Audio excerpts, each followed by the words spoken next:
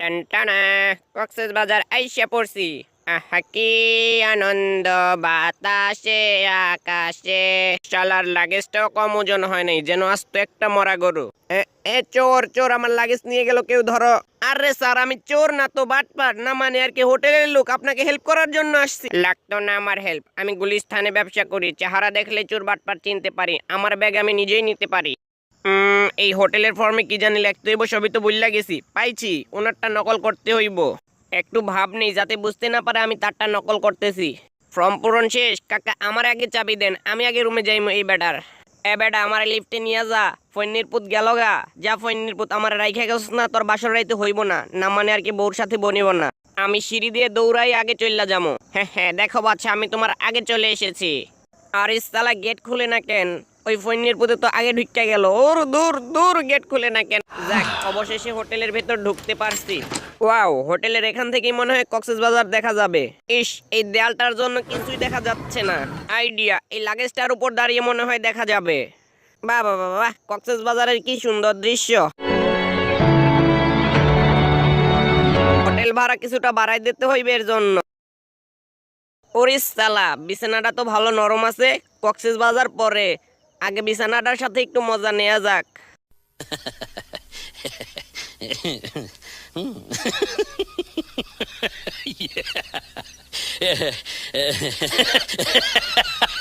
ওরে সালা, এখানে দেখি আবার টেলিফোনও আছে।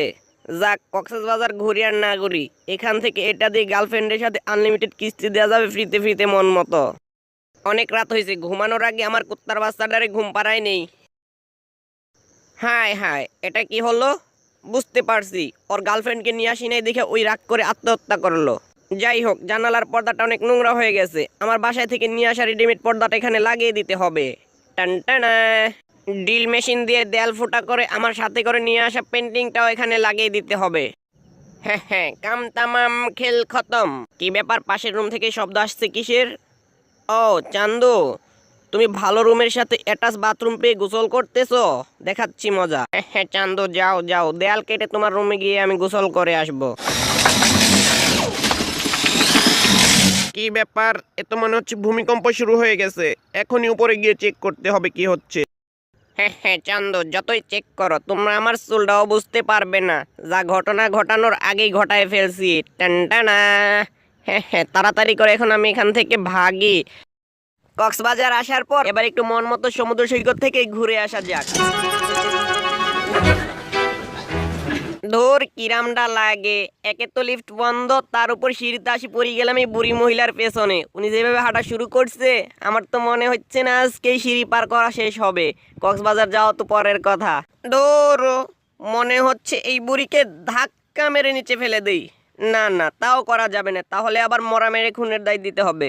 পেয়েছি আইডিয়া, এই সিঁড়ির রেলিং বেয়ে এই বুড়ির সামনে চলে যেতে হবে। হ্যাঁ হ্যাঁ, কি বুদ্ধি আমার। হ্যাঁ হ্যাঁ, চলে এসেছি বুড়ির আগে। ইয়া হো, আয় হায়, এই বুড়াটা আবার আসলো কোথা থেকে? আজকে আমার কপালটাই ফাটা। কি আর করার, এখন এদের সাথে সাথেই যেতে হবে টিপি টিপি করতে করতে। আমার মনে হয় আর কক্সবাজার দেখা হলো না। আহ, অবশেষে সেই অভিশপ্ত সিঁড়ি পার করতে পেরেছি। আরে, ওই তো দেখা যাচ্ছে আমার সেই স্বপ্নের কক্সবাজার। এবার আর আমাকে ঠেকায় কে? এখন আর কোনো বাধাই আমাকে আটকাতে পারবে না সমুদ্র সৈকতে যাওয়ার থেকে। মুই আইসা পড়ছি কক্সবাজার। আহা কি আনন্দ আকাশে বাতাসে। হ্যাঁ, কক্সবাজারের বাতাসে মোর লঙ্গি আকাশে। মুই আইয়া পড়ছি কক্সবাজার, মুই আইয়া পড়ছি। হে। অনেক সাধনার পরে মুই পাইলাম কক্সবাজার। ইয়াহো, আমার তো নাচতে মন চাইতে আছে। হিহি। শুনেন শুনেন ভাই বোনেরা, শুনেন দিয়া মন, কক্সবাজার আইসা কচি হইল আমার বুড়া মন। হে হে। আরে বেন কাকু, বিগ ফ্যান ভাই, বিগ ফ্যান। দেখেন আপনার ভালোবাসি, আপনার লাহান না মানে আর কি, আপনার গাড়ির লাহান একখান গাড়ি বানাইছি মুই, এই যে দেখেন। বাহ বাহ বাহ, খুবই মজৎকার হয়েছে গাড়িখানা। আমি তো শুধু এইটার ভিডিও করতেই থাকবো করতেই থাকবো। হ্যাঁ হ্যাঁ। যেতে যেতে কক্সবাজারের পথে পূর্ণিমা রাতে ঢেউ এসেছিল সমুদ্রে। হে হে।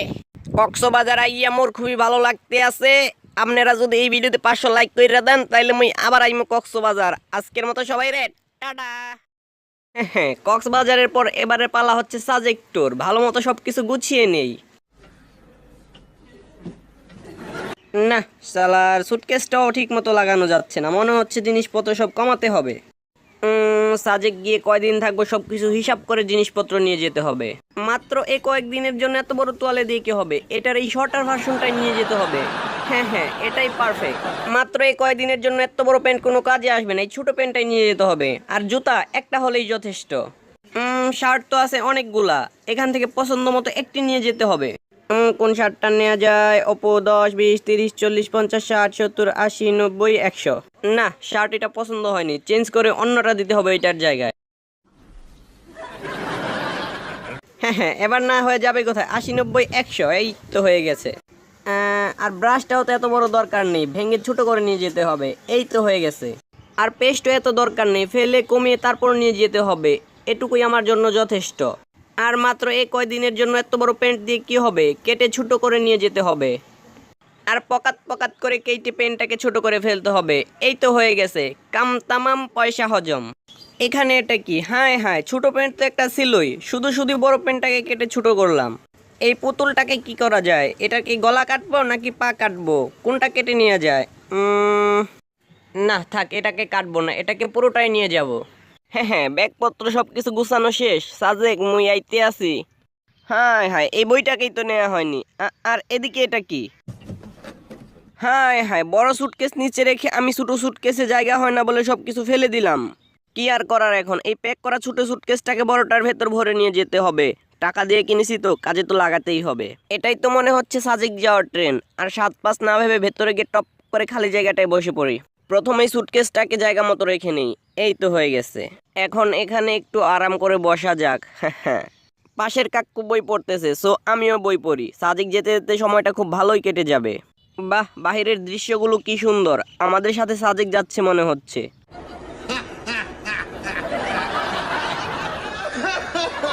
শালার বইরা এভাবে হাসতাছে কেন? পাগল টাগল হয়ে গেল না তো আবার? বইটাও শান্তি মতো পড়তে দিতেছে না।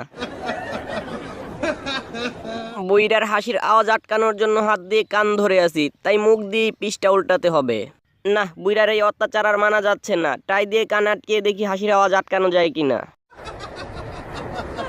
না শালা, এতেও কোনো কাজ হচ্ছে না, কোট দিয়ে পুরো মাথায় আটকিয়ে ফেলবো। না, কোটের ভেতর অনেক অন্ধকার, লাইট জ্বালিয়ে তারপর বই পড়তে হবে। টানটানা। কি ব্যাপার, হাসির আওয়াজ আসছে না কেন? বুড়া কাকু থেমে গেছে। ওফ, বাঁচলাম। যাক, এখন একটু শান্তিতে বইটা পড়া যাবে। না, শালার বুইরা শান্তি দিল না। এবার পায়ের মোজা দিয়ে তারপর কান আটকিয়ে রাখবো, দেখবো কিভাবে সাউন্ড আসে। বুইরা আবার দেখতেছে, মোজাগুলোকে একটু স্টাইল করে পেছনে দিয়ে দেই। না, শালার কানের ভেতর মোজা দিয়েও বুইরা সাউন্ড আটকানো যাচ্ছে না। এখন কি করি? এখানে রাবার জাতীয় কিছু একটা পেয়েছি মনে হচ্ছে। ও, চুইংগাম। এটা দিয়ে এখন আমি কান আটকিয়ে রাখবো, দেখবো বুইরার সাউন্ড কি করে আমার কানে আসে। হ্যাঁ, বুইরা তুমি চলো ডালে ডালে, আমি চলি পাতায় পাতায়। স্যার, আপনার টিকিটটা দেখাবেন প্লিজ। স্যার, আপনার টিকিটটা দিন প্লিজ। ওই ফোনের পর টিকিট দিবি না কিক করে বাইরে ফেলাই দিমু তোরে। ভাই, তোর বাড়ি কোনে রে? শালার মানবতা আজ কোথায়? কেউ কি কাউরে এইভাবে ভয় দেখায়? এর চেয়ে আমার ফানকিংই ভালো। প্রত্যেকটা ভিডিওতে শুধু মজা আর মজা, কোনো ডর ভয় নাই। আপনারাও মজা পেতে চাইলে ভিডিওটায় লাইক দিয়ে ফানকিং চ্যানেলটা সাবস্ক্রাইব করে রাখুন। ধন্যবাদ সবাইকে।